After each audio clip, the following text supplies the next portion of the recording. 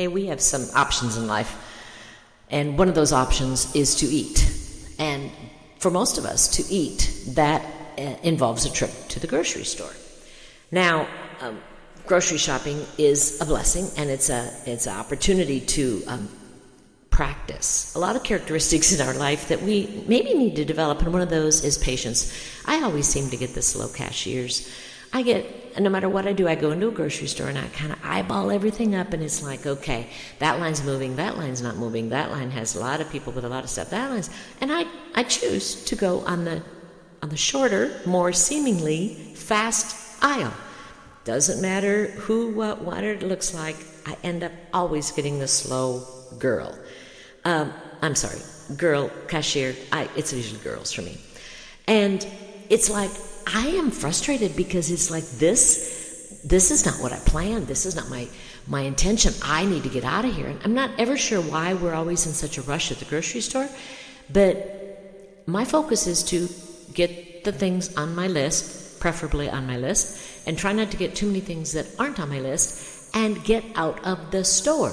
And that's my goal. That's my focus. I want to achieve that plan. And when that's my focus, then few other things come into line. That's when I get caught off guard by getting a slow cashier. I have a life to live. I have plans, and it's all about me.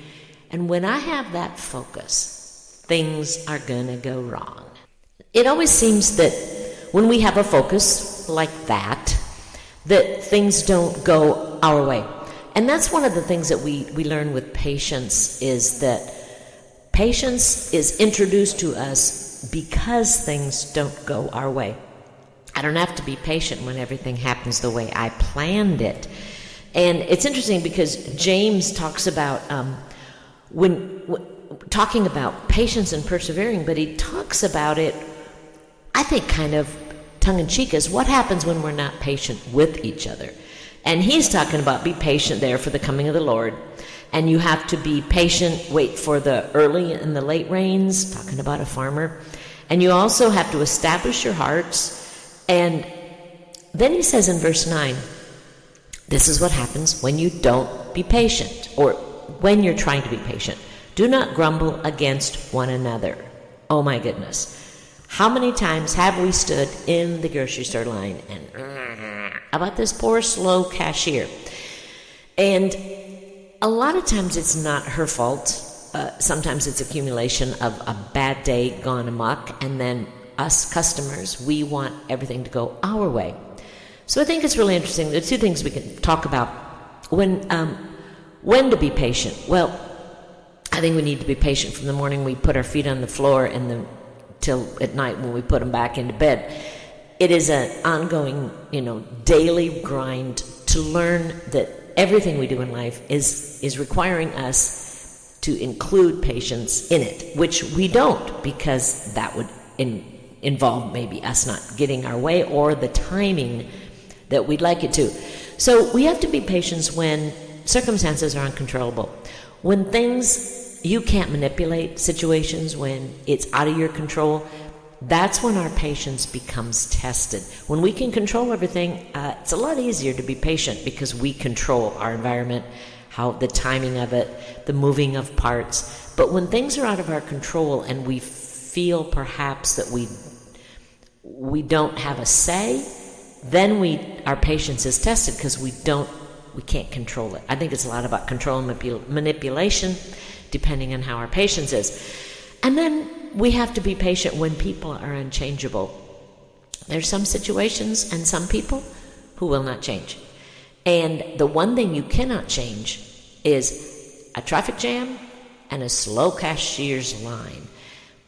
Because the more frustrated we get, the slower it seems to go. And people are not going to change. People can change with their circumstances, but they're probably not going to change. And then the other thing is when to be patient is when problems are unexplainable. And that leads us right into the technology of our culture.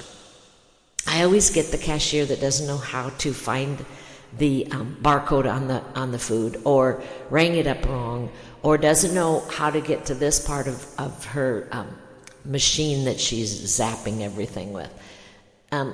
and she can't explain why it's not working. It doesn't make sense. And I have choices to make in that moment, because when circumstances are uncontrollable, when people are unchangeable, and when problems are unexplainable, then it's totally up to me how I'm going to handle the moment. Because I can't control the circumstances, I can't control people or change people, and I can't explain what's going on. So why am I supposed to be patient? Well, number one, because God is in control. And I know it's really silly to think that God is in control of the slow checker at aisle 6 in Hy-Vee. But there's so many things we can do in those moments because God is in control. If God is in control of my life, how do I know what's happening elsewhere that I could have been a part of if I wasn't delayed? God sees the bigger picture. God also rewards patience. And I know that's really hard to do when you think your timeline is being challenged, but it's our timeline. And oftentimes we just need to step back and say, what's the bigger picture here? And the third thing is because God works things out. Now, I have had many times where I get to this slow cashier who has infuriated everyone in front of me, and half the people behind me have left to a different line. First thing I say is, you're having a tough day, aren't you? When you say those words, there's a load that comes off the person's heart, head, shoulders, because you are putting yourself in their situation. It's a hard day, and if it wasn't hard before that transaction went amok, it is now. And letting God work things out, being kind, just talking gently, how are you? When do you get off? When's your next break? Just making small talk changes the focus from everything that has been going wrong. And she knows everybody's talking about her. She knows everybody's impatient. Well, I'm saying she because I mostly get the she's. But we need to be patient because that's what God expects us to be. We are a reflection of Him. And God is so patient with us that we need to just simply be a reflection of God's patience with other people. And now we get to the best part. How to be patient? Well, yeah, right. Tell me about it. We wait expectantly, we wait quietly, we wait confidently. Okay, now, I know that standing in the checkout line at Hy-Vee, you're not going to say, I'm going to wait expectantly for the Lord to make this transaction go quickly so I can get on to whatever else my hurried life makes. Now, that's not the point. The point is that my timeline leaves when I put my life in God's hands.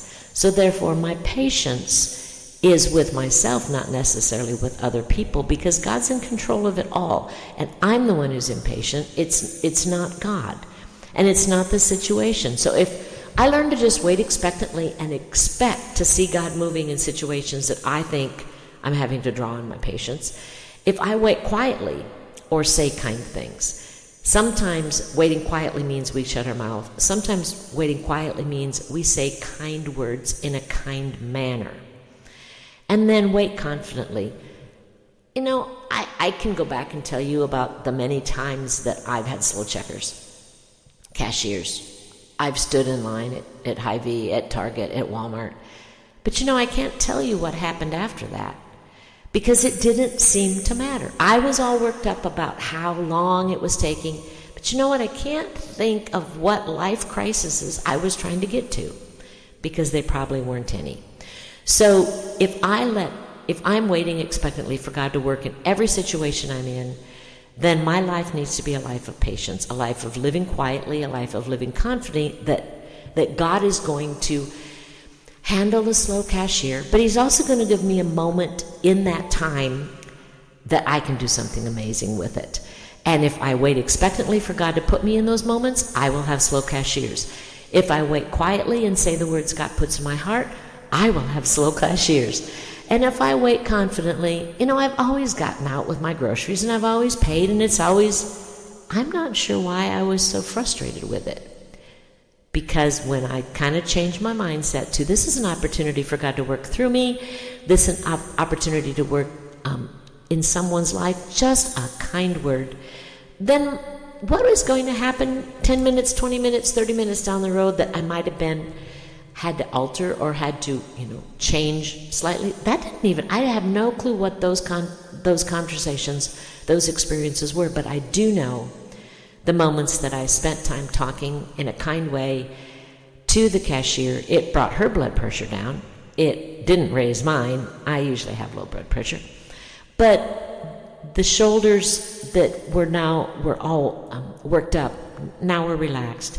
She was smiling. She was deep breathing. And it didn't take a lot of work on my effort.